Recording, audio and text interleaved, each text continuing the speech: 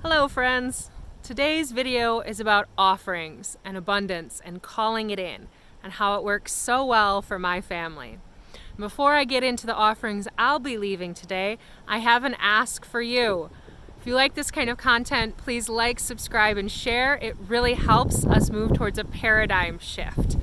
This morning I pulled the card, the love card, from my deck, the Thoth deck, which is a very powerful, although controversial deck. And it said that there are people who will be in my life to share love with, mutual relationships. And I really hope that that can be each and every one of you and that we can work towards building a better world. So welcome to the land of abundance here on Michigan's Keweenaw Peninsula, and welcome to Misfit Grit.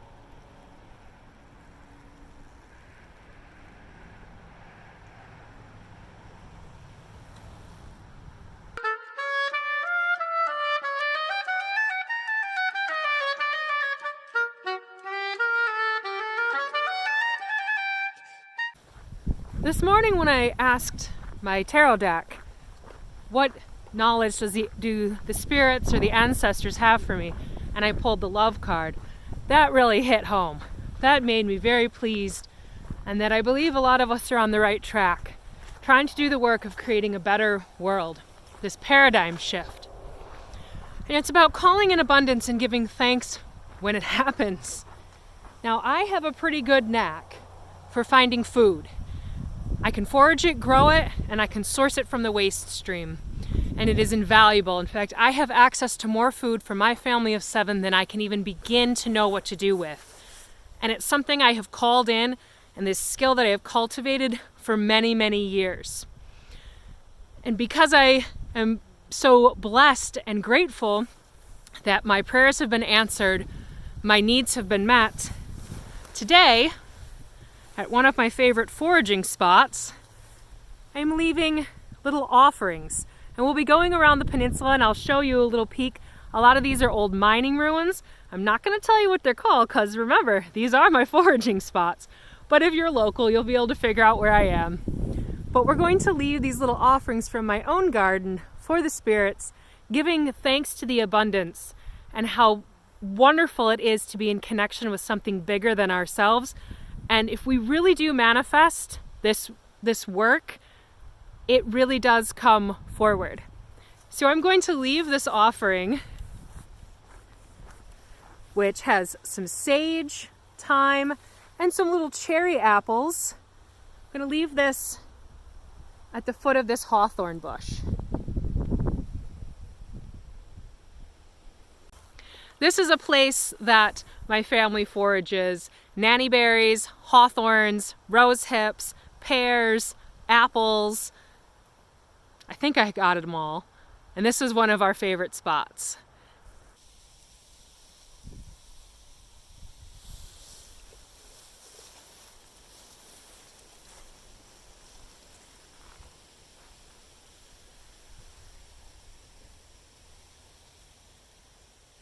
Even if you don't get into the woo-woo-y mystical side of life or the witchy side, I hope you can appreciate that there are those of us who do.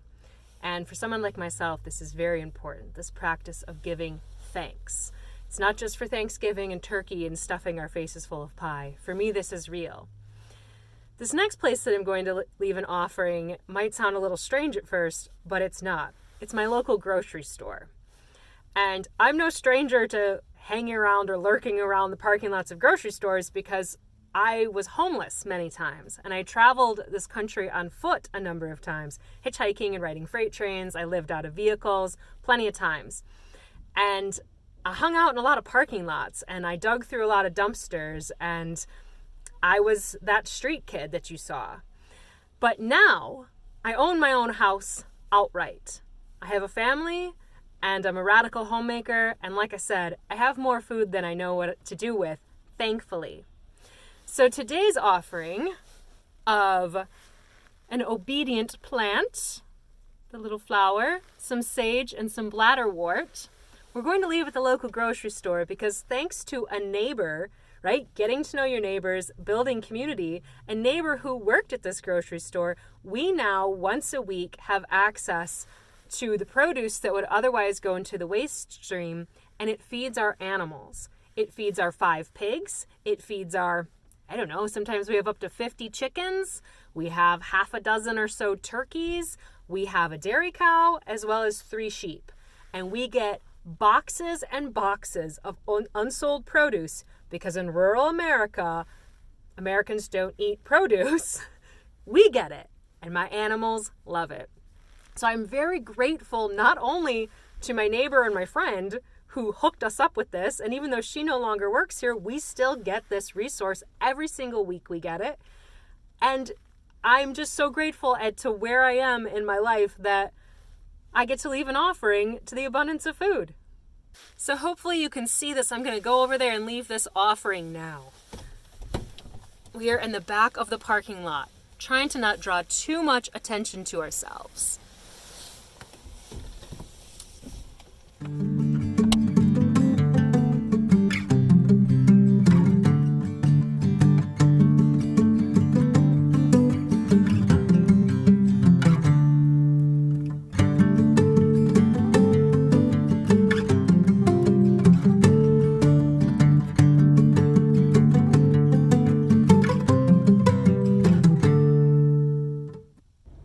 All right, friends, we are now going to leave the most beautiful view of any grocery store in Michigan, guaranteed, hands down, Keweenaw Peninsula all the way, and we're going to head north, going somewhere a little bit off the beaten path, an old mining ghost town and one of my ultimate favorite foraging spots.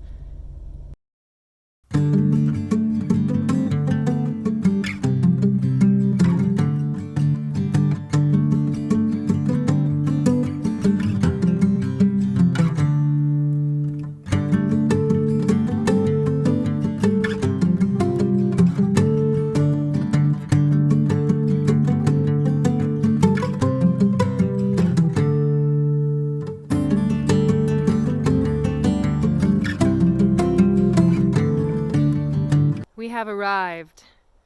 This is my favorite ghost town in the Keweenaw Peninsula. Here's an old Methodist church.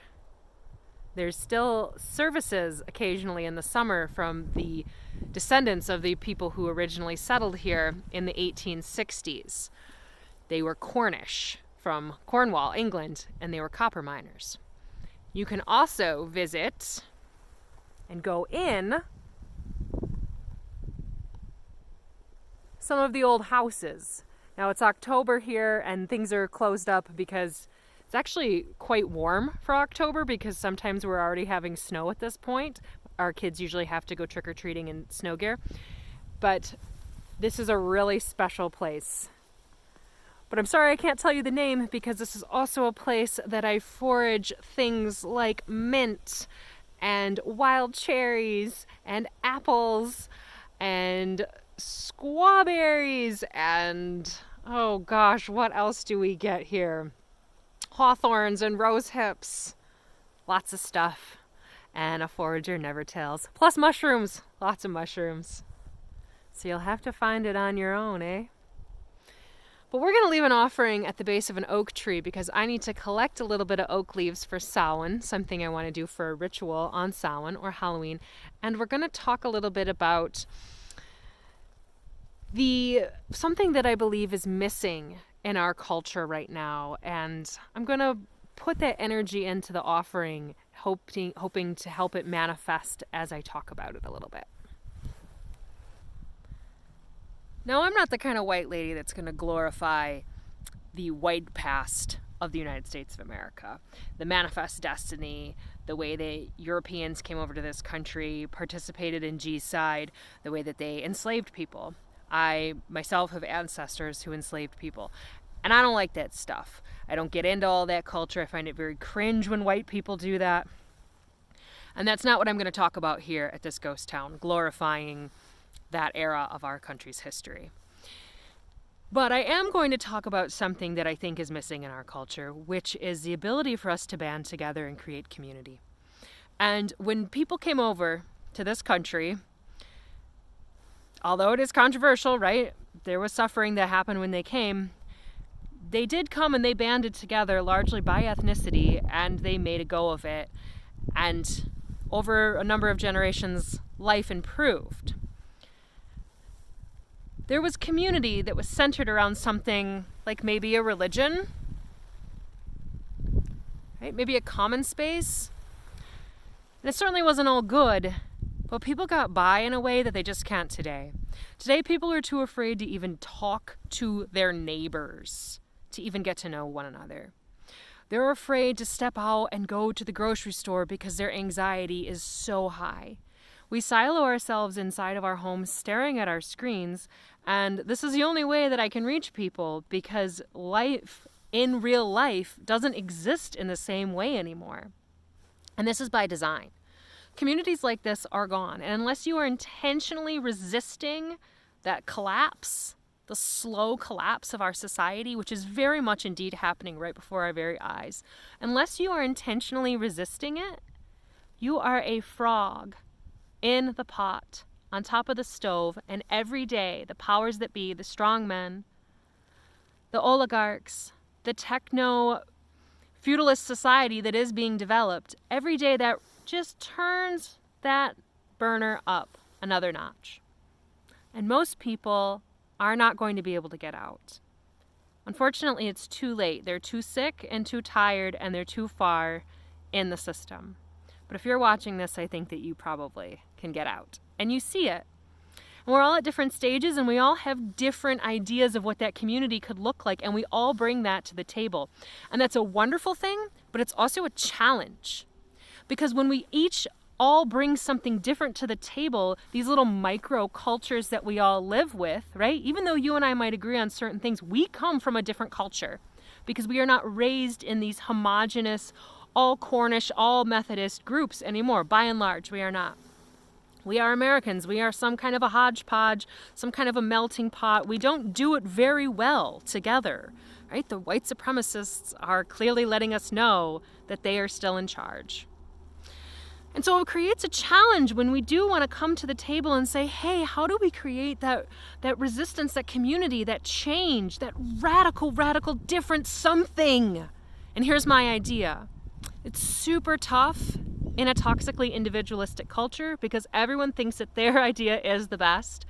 And the loudest voice in the room, typically a man, but not always, he usually wins. That's a bummer.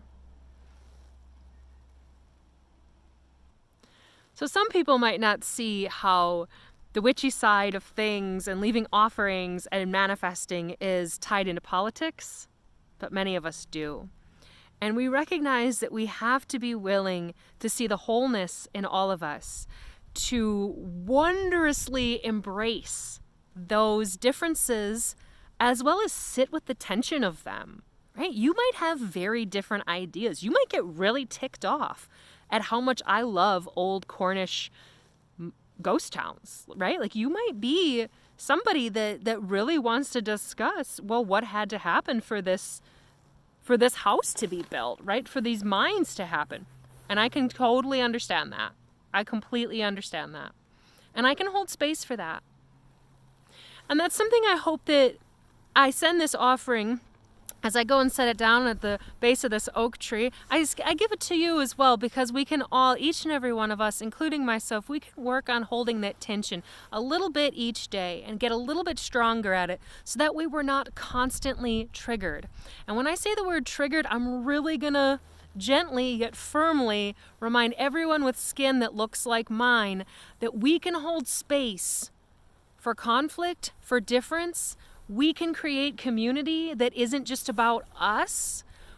We can learn to have a little bit of a distress tolerance when things don't go our way.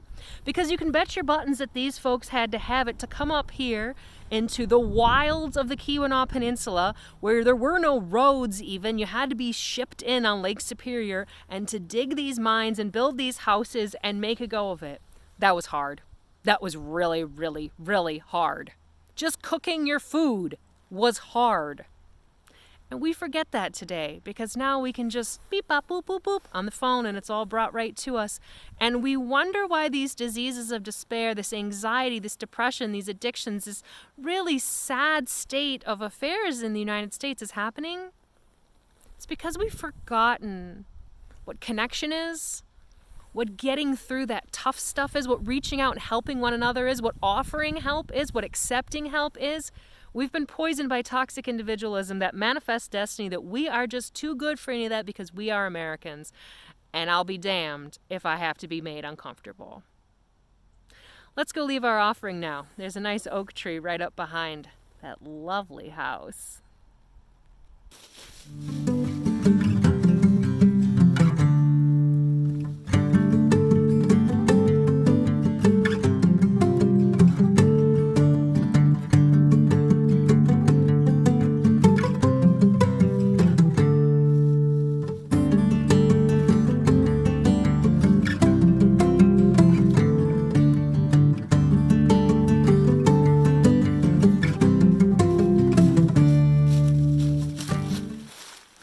It's all about giving and taking.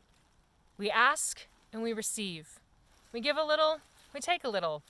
We can't just all be givers. We can't just all be takers.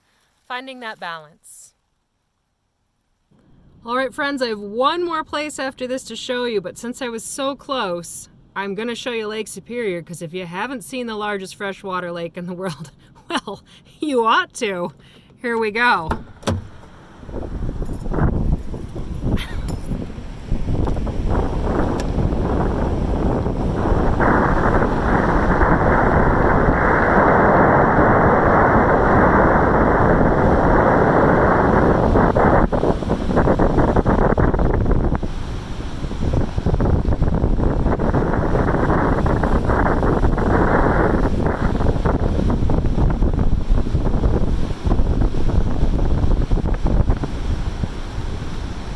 Oh yeah, that's why we live here. All right, let's go to a cemetery. Our final stop on the Keweenaw tour of Offerings in Abundance is at the Evergreen Cemetery in Eagle River. And this cemetery was established in 1845. And I am going to leave my final offering to those who are rested here. And I also have an ask of you. I would love to hear ways your ancestors resisted, ways your ancestors found community, or just anything that sparked in your imagination when I was speaking about this topic. This is the time of year that we look back towards our ancestors. We show our gratitude. This is the end of the year for us witches, and we then go inward like the seed going into the ground. And I'd love to hear your thoughts. Maybe you're from a different culture than mine. I would love to hear, what do you think about when I'm speaking? And we don't all have to agree, and that's the beauty of it all. We can make space for it here at Misfit Grit. So thanks for sticking around. I really appreciate each and every one of you. Welcome to the new subscribers. Thanks for holding space for me and my practice if you yourself are not of this particular spirituality. And enjoy a little cemetery tour.